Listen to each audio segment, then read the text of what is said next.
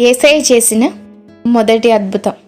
గలిలయలోని కానా అనే ఒక ఊరిలో ఒక వివాహం జరుగుతుంది. యేసు తల్లి అయిన మరియ కూడా ఆ వివాహానికి పిలువబడుతుంది. యేసయ్య కూడా తన శిష్యులతో ఆ వివాహానికి పిలువబడతారు. ఇశ్రాయేలు దేశంలో జరిగే పెళ్లి విందుల్లో ద్రాక్షారసం చాలా ముఖ్యమైనది. అప్పుడు విందు జరుగుతూ ఉన్న క్రమంలో పెళ్లికి వచ్చిన వాళ్ళందరూ ఎంతో సంతోషంగా ఉన్నప్పుడు ద్రాక్షారసం అయిపోతుంది. అప్పుడు యేసు తల్లి అయిన మరియ యేసు దగ్గరికి వచ్చి ద్రాక్షారసం అయిపోయింది అని ఆయనకి చెప్తుంది. అప్పుడు యేసయ్య ఆమెను చూసి, అమ్మా, నాతో నీకేం పని, ఆ సమయం ఇంకా రాలేదు అని తన తల్లితో చెప్తారు.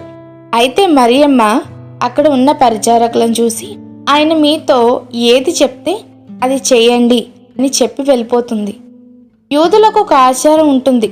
అదేంటంటే వాళ్ళు ఎక్కడికి వెళ్ళినా బయట నుండి ఇంటికి వచ్చేటప్పుడు కాళ్ళు కడుక్కొని నీళ్లు చిమ్ముకొని వారిని వారు పరిశుద్ధపరచుకోవాలి. ఈ రకంగా వారు చేయకపోతే వారి సమాజంలో నుండి వారు వెలివేయబడతారు. అదే పద్ధతి ప్రకారం పెళ్లి ఇంటి వారు కూడా 2 నుండి 3 తూములు నీళ్లు పట్టే 6 రాతి బాణలు అక్కడ ఉంచారు. యేసు అక్కడ ఉన్న పరిచారకులను చూసి ఆ బాణలను అంచుల వరకు నీళ్లతో నింపండి అని చెప్తారు. ఆయన చెప్పినట్టే వారు ఆ బాణలను నీటితో నింపుతారు.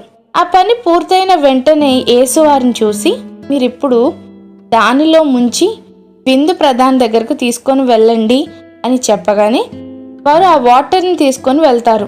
ఆ విందు ప్రధాని దగ్గరికి ఆ పరిచారకులు ఆ నీటిని తీసుకొని ఇచ్చినప్పుడు ఆ నీరు త్రాగడానికి ఎంతో రుచికరమైన ద్రాక్షారసంలా మారిపోతుంది. ఆ ప్రధానికి ఎంతో ఆశ్చర్యం కలిగింది. అప్పుడు అతడు ఆ పెళ్లి కొడుకుని పిలిచి, ఏ పెళ్లిలోనైనా ముందు మంచి ద్రాక్ష రసం ఇచ్చి తరువాత చివర్లో మామూలు ద్రాక్ష రసం ఇస్తారు, నువ్వైతే ముందు మామూలు ద్రాక్ష రసం ఇచ్చి చివర్లో మంచి ద్రాక్ష రసం ఇచ్చావు అని అతనితో అంటారు. విన్నవారందరూ ఎంతో ఆశ్చర్యపడతారు.